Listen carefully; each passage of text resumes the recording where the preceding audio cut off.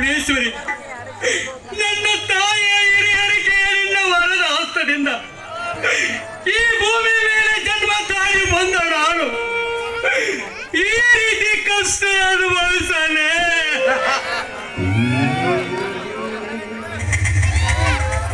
ಮನತಾಯಿ ಮಕ್ಕಳಾಗಿ ಬಂದರು, ಒಂದೇ ತಾಯಿ ಮಕ್ಕಳಂತೆ ನಡೆದುಕೊಂಡು ಬಂದ ನನ್ನ ಹಿರಿಯ ಕಿರಿಯ ಸಹೋದರಿಯರನ್ನು ಇಂದು ಕಾಮಕರ ಕೊಂಡಿಗೆ ಬರೆಗೆ ಆವತಿಸಿ ಆಗಿಸಿದೆಯಾ?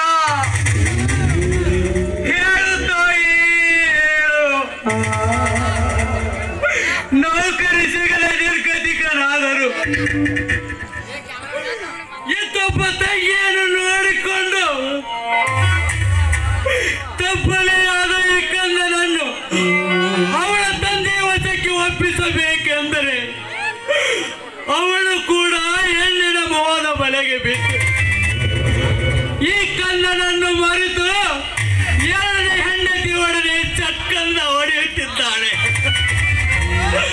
ಅಂದಾಗ ಎಲ್ಲ ದುರ್ನಡತೆಯನ್ನು ಕಂಡು ನಾನಂತ ಸಹಿಸಿಕೊಳ್ಳಲಿ ತಾಯಿ, ನಾನಂತ ಸಹಿಸಿಕೊಳ್ಳಲಿ. ಅಳಬೇಡ ಮಾಮ, ಅಳಬೇಡ. ತಾಯಿಯನ್ನು ಕಳೆದುಕೊಂಡು ತಪ್ಪಲಿ ಆದ ನಾನು ನಿನಗೆ ಬಾರವಾದನೆಂದು ಭಯಪಡಬೇಡ ಮಾಮ, ಭಯಪಡಬೇಡ.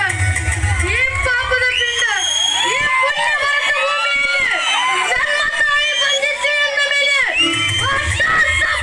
ಕೆಲಸ ಮಾಡಿ ಆದರೂ ಅನ್ನ ದೊರಕಿಸಿಕೊಳ್ಳುವೆ ಮಾಮ, ಅನ್ನ ದೊರಕಿಸಿಕೊಳ್ಳುವೆ.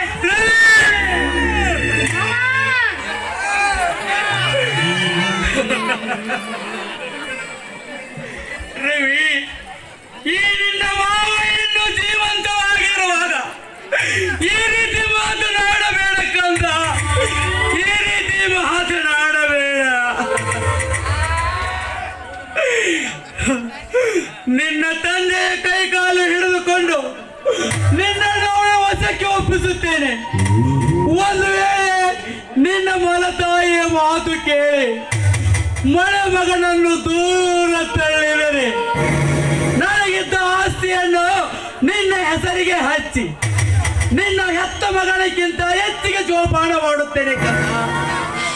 ಇದು ಈ ಶ್ರೀ ಬಸವಾನಂದನ ಪಾದ ಸಾಕ್ಷಿಯಾಗಿರು ಸತ್ಯ. ಮಾಮ, ಇತ್ಯಂತ ಮಾತನಾಡಿ ನನ್ನನ್ನು ಗೋಚರಕ್ಕೆ ಬಿಟ್ಟಿ ಕಲಿಯುಗದ ಕಾಲ ಭೂಗರ್ಭದ ಒಡಲಲ್ಲಿ ಜನಿಸಿದ ನನ್ನಂತ ಎಷ್ಟೋ ಮಲ ಮಕ್ಕಳು ನೆಲೆ ಇಲ್ಲದೆ ಅಲಿದಾಡಿ ಜೀತದಾರಿನಂತೆ ಹೊಟ್ಟೆಗೇಡಿ ಅನ್ನವಿಲ್ಲದೆ ಅವರ ಸೇವೆ ಮಾಡುತ್ತಿರುವುದನ್ನು ಇನ್ನು ಈ ಸಮಾಜವೇ ಮನವರಿತು ಚಿಂತಿಸುತ್ತಿರುವಾಗ ನನ್ನದು ಅದೇ ಸ್ಥಿತಿ ಆಗುವುದು ಮಾಮ.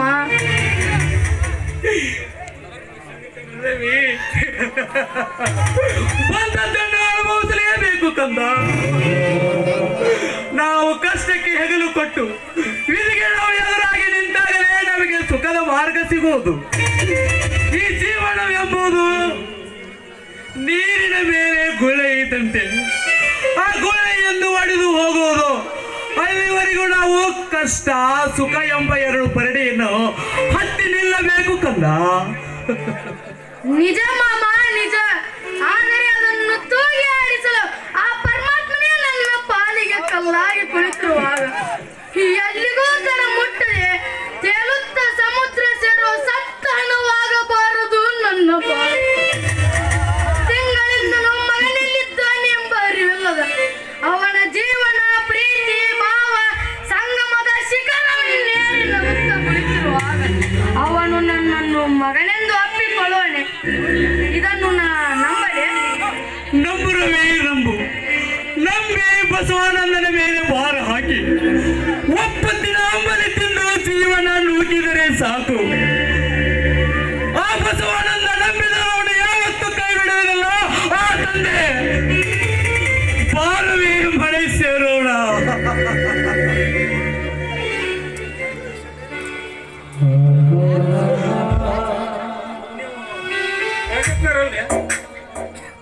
ಹೌದು ಬಾಸಿದ್ದಣ್ಣ, ಯಾಕ ನನ್ನ ಗುರುತು ಮರೆಯಿತೆ? ಛೇ, ಹಾಗೇನಿಲ್ಲ ರಾಜಣ್ಣ. ಈ ಬಾಲಕ ಯಾರು ರಾಜಣ್ಣ? ನನ್ನ ತಂಗಿಯ ಮಗ ರವಿಕುಮಾರನಲ್ಲವೇ? ಹಾಗಾದರೆ ಇಷ್ಟು ದಿನಗಳವರೆಗೆ ಎಲ್ಲಿದ್ದನು ಈ ಬಾಲಕ?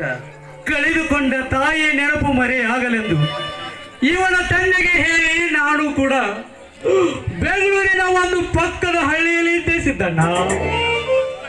ಹಾಗಾದರೆ ನಿನ್ನ ಮನೆ ಸುಟ್ಟ ವಿಷಯ ನಿನಗೆ ಗೊತ್ತಿಲ್ಲವೇ? ಏನ ನನ್ನ ಮನೆ ಸುಟ್ಟು ಹೋಯ್ತೆ? ಏನು ಹೇಳ್ತಾ ಇರಿಸಿದ್ದಣ್ಣ? ಹೌದು ರಾಜಣ್ಣ, ಹೌದು. ಏನು ಹೇಳ್ತಿಸಿದ್ದಣ್ಣ? ನನ್ನ ರಕ್ತದ ಸಂಬಂಧ ಕಿತ್ತು ಆರಿತಂದರೆ ಮತ್ತೆ ನನ್ನ ಹೃದಯಕ್ಕೆ ಪ್ರಳಯ ಆಗಿದೆ. ಬೇಡ ಹೇಳಿಸಿದ್ದಣ್ಣ, ಯಾರವರು ನನ್ನ ಮನೆಗೆ ಬೆಂಕಿ ಇಟ್ಟ ಯಾರೆಂದು ಇನ್ನೂ ತಿಳಿದು ಬಂದಿಲ್ಲ ರಾಜು, ಯಾರೆಂದು ಇನ್ನೂ ತಿಳಿದು ಬಂದಿಲ್ಲ. ಮನೆ ಸುಟ್ಟ ಮೇಲೆ ಮನಸ್ಸು ಕಲ್ಲು ಮಾಡಿಕೊಂಡು ನಿನ್ನ ತಂಗಿ ಹುಳಿಯಾದ ಬೆನ್ನಿಗೆ ಬಿದ್ದು ಹಿಂದೆ ಅವರ ಮನೆ ಸೇರಿಕೊಂಡಳು.